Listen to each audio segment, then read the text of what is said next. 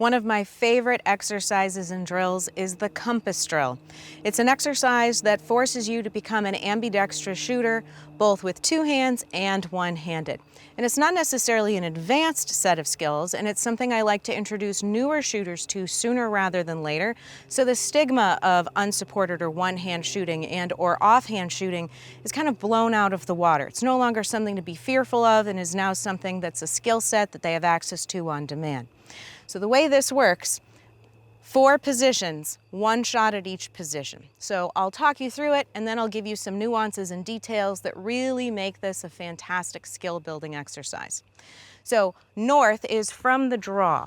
You're going to draw, aim in, present, fire 1. Straight finger, your support hand is going to relax and release, come to heart. 1 hand only.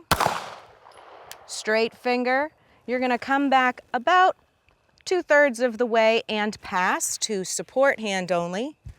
Aim in. Straight finger. And then you're going to come into what's considered a reverse grip. Aim in.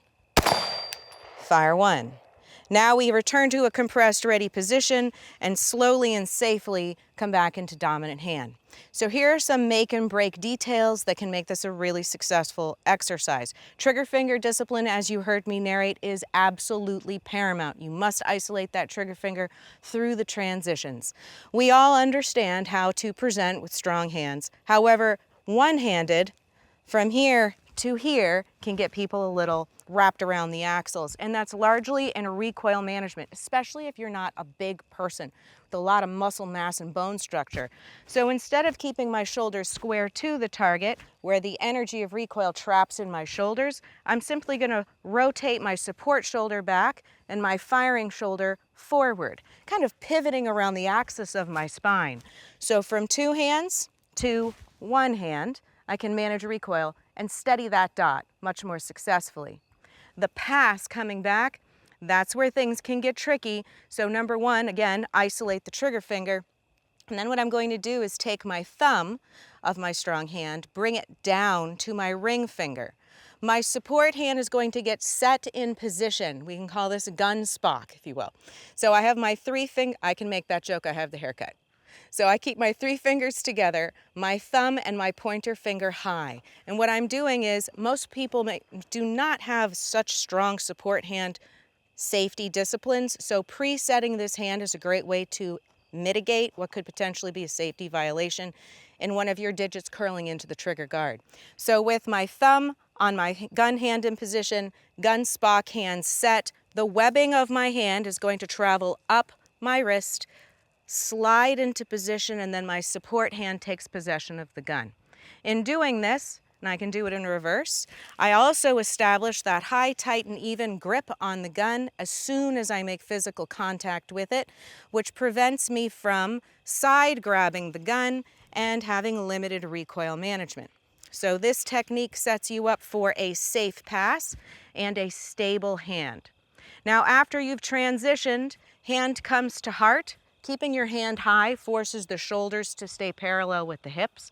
You're going to rotate your new support shoulder back, your firing shoulder forward, again recoil management. And you might notice here that I'm flagging my thumb high, and by flagging my thumb high, I end up increasing my grip strength and stabling the dot even more. Coming back about 2/3 of the way is smart to right the shoulders and then to apply your support hand to the gun. Now, strong hand folks, we have to make sure that this new finger, which now has to behave in a manner it's not accustomed to, learns its job. So we need to keep all 4 fingers together. You can think of this as knife hand the world. Apply your palm below, fold 4 fingers under to achieve a reverse grip successfully. Aim in and then back.